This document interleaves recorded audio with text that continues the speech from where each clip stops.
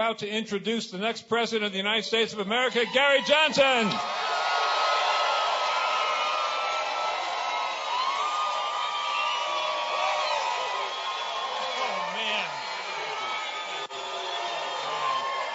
Oh, man. Oh, how cool. How wonderful. Thank you. Thank you. Thank you.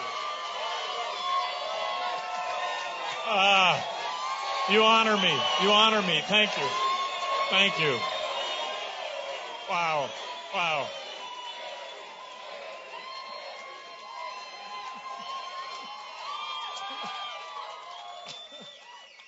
Oh, I'm really emotional. I can't believe what my kids said about me. I got to tell you. Really. Is this the craziest election ever? And you know how crazy it is, right? I'm going to be the next president of the United States. That's how crazy it is.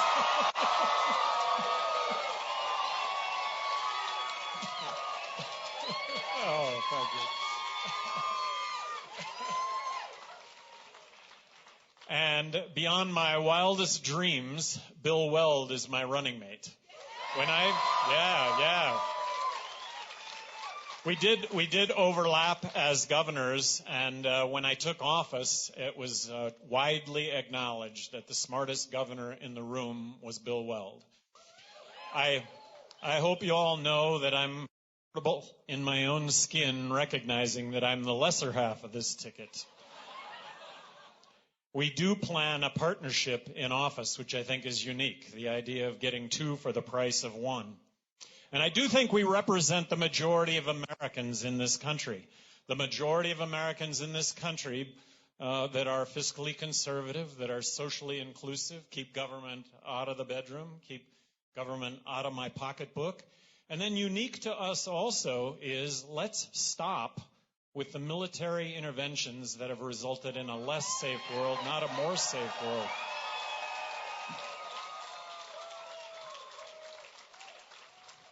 When we involve ourselves in regime change, it doesn't have the outcome that we'd like. In my lifetime, I cannot think of a single instance where when we have supported regime change, it has resulted in anything better. You know, I have one bit of information, one bit of suggestion here for everyone in the room, and my suggestions are worth exactly what you pay for them, which is nothing.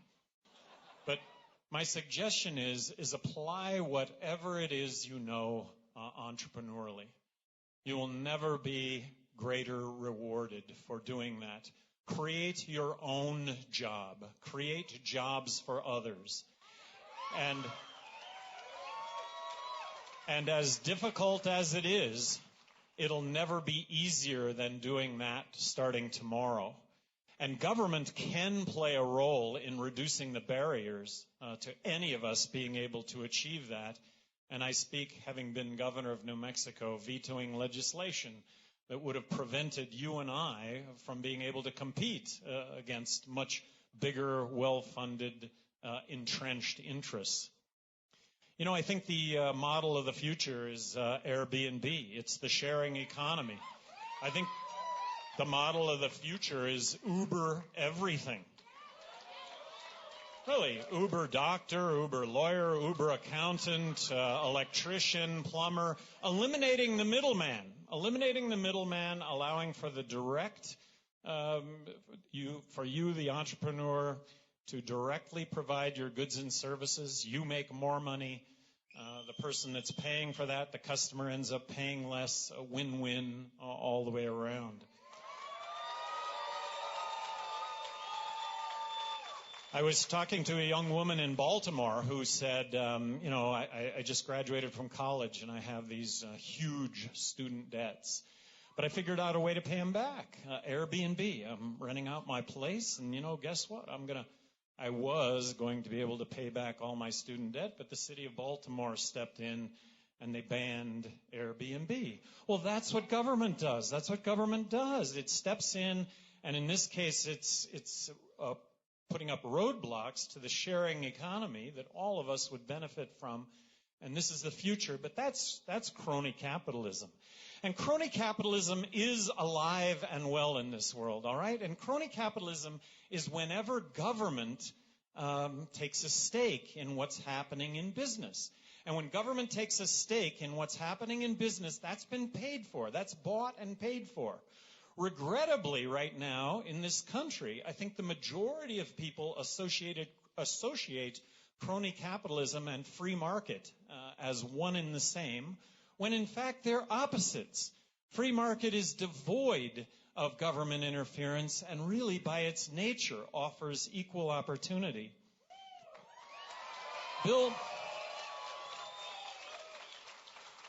Bill Weld and I are promising to submit a balanced budget to Congress in the first 100 days. And why?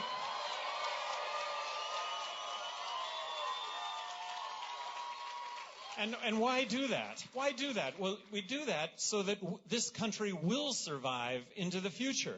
We're headed to a fiscal cliff if we don't address some really big issues in this country. And they are the entitlements, Medicaid and Medicare. And we can fix these. We can reform these so that there will be a safety net, a health safety net into the future, but we'll ensure ourselves that, in fact, that will be the case. And Social Security, if we want to put our heads in the sand over an issue that needs to be reformed, and I'm not talking about cutting Social Security, but raising the retirement age, and you could have a very fair means testing when it comes to Social Security. How much did you pay in? How much should you get paid back, given a certain level of income? I think there could be a very fair means testing that goes along with that also. But we have to look forward to future generations, and we can't give it all away, and that's exactly what's going to happen. And there's going to be horrible inflation that's going to accompany our current monetary, our current government spending. Taxes. Look, certainty. When it comes to taxes, Bill Weld and myself, we're not looking to get elected king or dictator. We're looking to get elected president and vice president. So count on us. Count on certainty when it comes to laws that will make taxes simpler. Count on certainty when it comes to legislation that will eliminate favoritism within the tax system. Count on us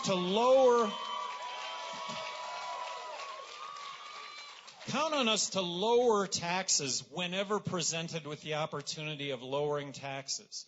But if I could wave a magic wand, I would eliminate income tax. I would eliminate corporate tax. Who pays for corporate tax? You and I pay for corporate tax. I would eliminate corporate tax. I would eliminate income tax. And if with zero corporate income tax in this country, tens of millions of jobs weren't created, I got to tell you, there's no other way that would happen. Tens of millions of jobs would get created in this country. And pink slips would get issued to 80% of Washington lobbyists because that's why they're there. They're there to garner tax favor. They're there to garner tax favor. It's a system that's for sale, and it is being sold. We should embrace immigration in this country. We are a country of immigrants. We should make it as easy as possible for somebody that wants to come into this country and work to be able to get a work visa. And a work visa should entail a background check and a Social Security card so that taxes get paid. Don't establish any quotas. Quotas don't work. There'll either be work or there won't be work. The notion of deporting 11 million undocumented workers has a basis in complete misunderstanding, misinformation regarding the topic in the first place.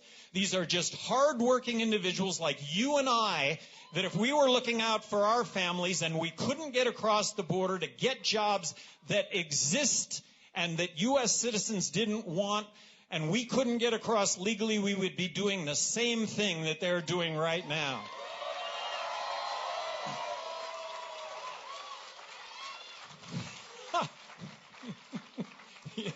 You know, there's only, I guess the pole vault finals are today, and Donald Trump is watching those very closely, determining how high the Mexican pole vaulters can go.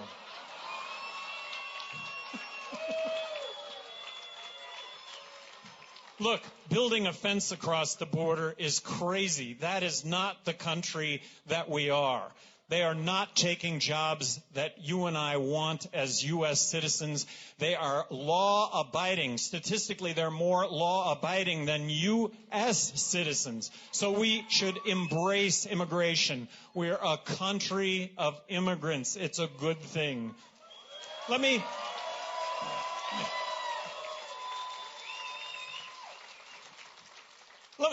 just give you a libertarian perspective of an issue that's out there that all communities seem to be dealing with right now, and it's affordable housing.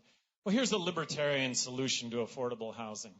Don't you know that in Albuquerque somewhere there's a 20-acre tract? I mean, maybe it's on, maybe it's on South 2nd somewhere, but there's a 20-acre tract somewhere that if you waive the zoning completely, brought together architects and engineers with absolutely no regard for building codes, you know that they're going to design safe housing, right? And then you go into IKEA. Many of you have been into IKEA and looked at that 600 square foot space that has a bed, a place to cook, a place to go to the bathroom, a place to take a shower, a desk. Well, imagine 600 square foot units built without any regard whatsoever to existing building codes. The cost of that housing would probably be about 1/10 of what it is. So when we talk about affordable housing, the solution lies in the elimination completely of government barriers that would actually accomplish that. And free markets, health care. Look, the solution to health care in this country is a free market approach to health care. And by the way, health care is about as far removed from free market as it possibly could be. You and I would not have insurance to cover ourselves for ongoing medical need. We would have insurance to cover ourselves for catastrophic injury and illness, and we would pay as you go in a system that would be very competitive and very affordable. How affordable? I'm going to guess about 1/5. Right now, there's no advertised pricing. There's no advertised outcomes. When you and I go to the doctor right now, we have no idea what it's going to cost. And we have no idea what the outcome is going to be. And then when we get the bill, don't you know nobody's going to pay that bill? Well, that's what we have right now. If we had a free market approach for health care, we would have stitches are us. We'd have gallbladders are us. We would have x-rays are us. You'd have advertised pricing. You'd have advertised outcomes. The government could play a role in increasing the number of doctors that were available. But when you think about all the innovations that could exist within the healthcare market, if allowed to exist without government impediment, I have to tell you, it would be better health care at a much, much, much lower cost.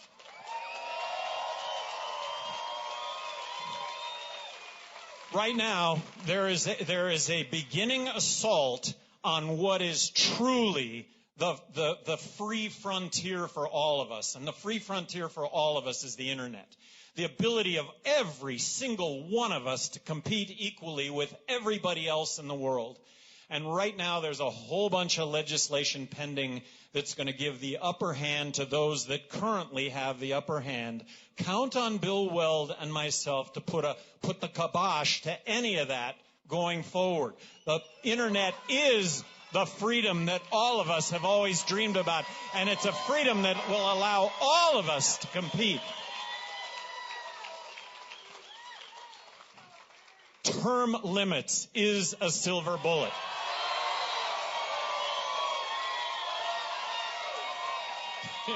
If we had term limits, politicians would do the right thing as opposed to whatever it takes to get reelected. And if we had term limits in place right now, there would not be a $20 trillion national debt.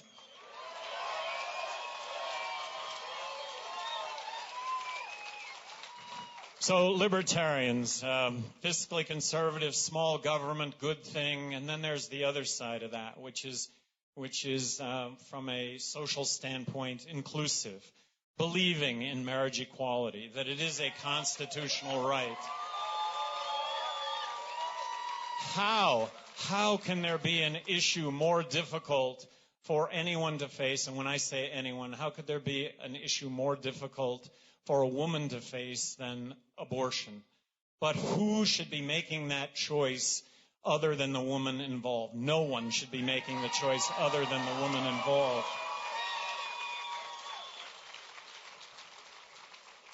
We need to legalize marijuana in this country. There are tens of millions of Americans in this country who are convicted felons that, but for our drug laws, would otherwise be tax-paying, law-abiding citizens. We have the highest incarceration rate of any country in the world, and I refuse to believe that we are any less law-abiding than any country in the world. Mandatory sentencing, drug war has resulted in a lot of people behind bars right now for victimless, nonviolent crime. And that is the profile of the largest category of prisoner in federal prison today. You know, when I was governor of New Mexico, when I was elected, I supported the death penalty. But I turned that around while I was governor, recognizing that it's flawed public policy. When I found out that it cost more money to when I found out it cost more money to put a person to death than it was to lock a person up for the rest of their lives because of the attorney fees involved in appeals, and then found out that the error rate when it comes to the death penalty is about 4%, I got to tell you, that is flawed public policy. I don't want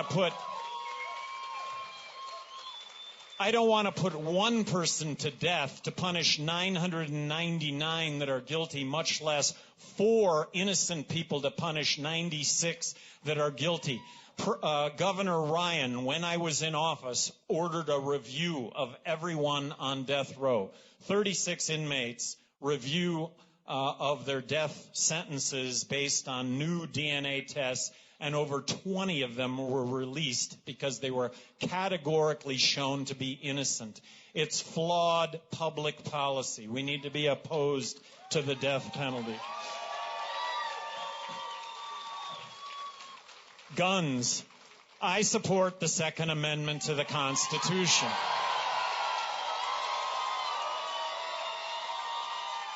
That said, we should be open to a discussion on how we keep guns out of the hands of the mentally ill. We need to be open to that discussion. We need to be open to a discussion on how do we keep guns out of the hands of would-be terrorists. I would love to know, as President of the United States, what transpired between the FBI and the shooter in Orlando, them having interviewed him on a couple of occasions. I'll bet they have some real ideas on how we move forward in that category. Military. First, I want to honor every veteran that is in this room today.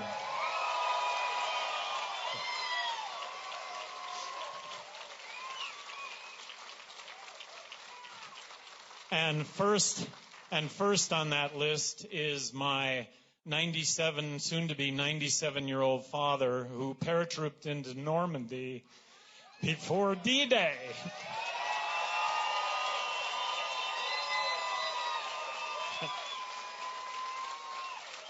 And my mom. My father was Saving Private Ryan. My father was 101st, the Band of Brothers. That was my father. And to all veterans. So there was a poll taken a couple of weeks ago among active military personnel in the United States. Who did they support for President of the United States?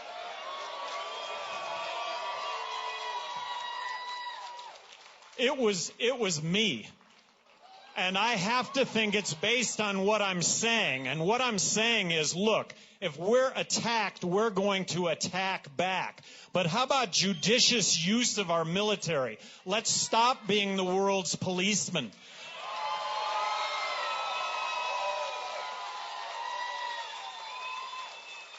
When we interject ourselves in regime change, there is unintended consequence. Iraq, Syria, Libya. Look, this was not intentional, but Hillary Clinton and Barack Obama, they go in and they support the opposition in Libya and Syria. They support the opposition, and the opposition is aligned with ISIS. And they arm the opposition, not ISIS, they arm the opposition, but the opposition gets beaten and all the arms end up in ISIS hands. This is what happens. This is the unintended consequence of our military policies. And make no mistake, there is a threat from ISIS. We are at war with ISIS, but ISIS is regionally contained. Think of ISIS as sand through an hourglass, and Bill Weld and myself will make sure that we see those grains of sand fall through that hourglass when it does come to ISIS. Looking at the world, we need to rule the world. We need to bring the world together with free trade and diplomacy. We need to join hands. We need to join hands with Russia when it comes to Syria. We need to join hands with China to deal with North Korea, which I think is the biggest threat in the world, because at some point these intercontinental ballistics missiles are going to actually work. There's an opportunity here, a big opportunity to make the world a much safer place.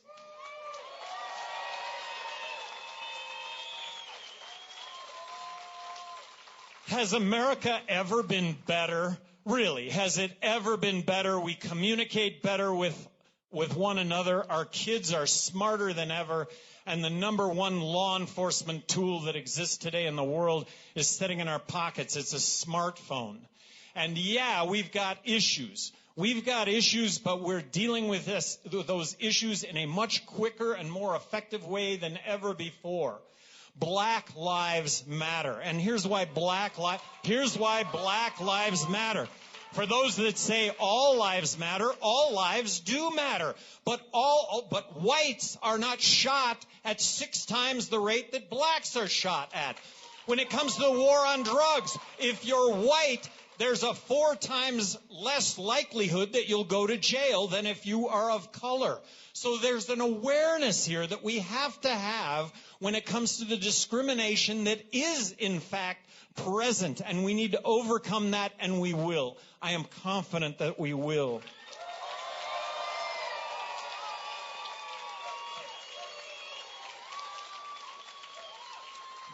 I'm going to make a pledge that as President of the United States, I'm going to bring an end to the imperial presidency.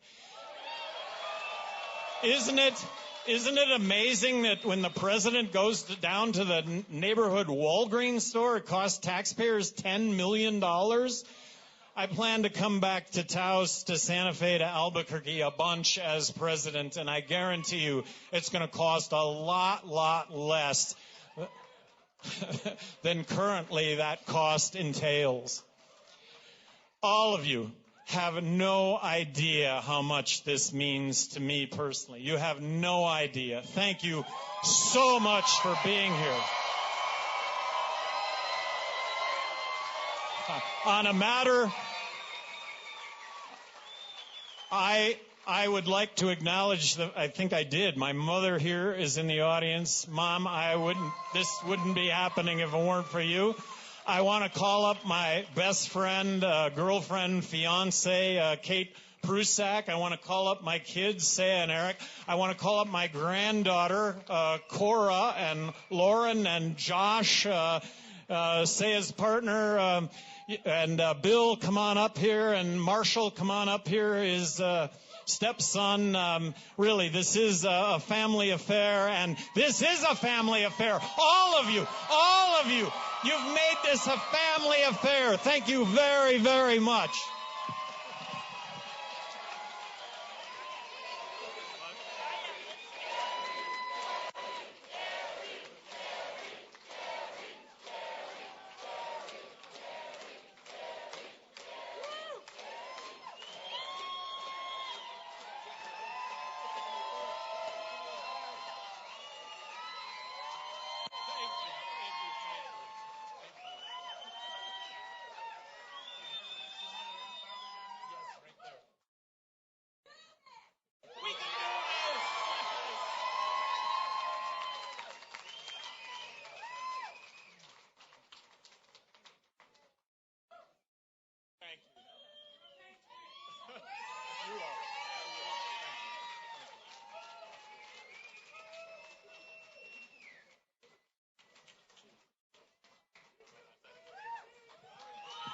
One more time now, as loud as you can.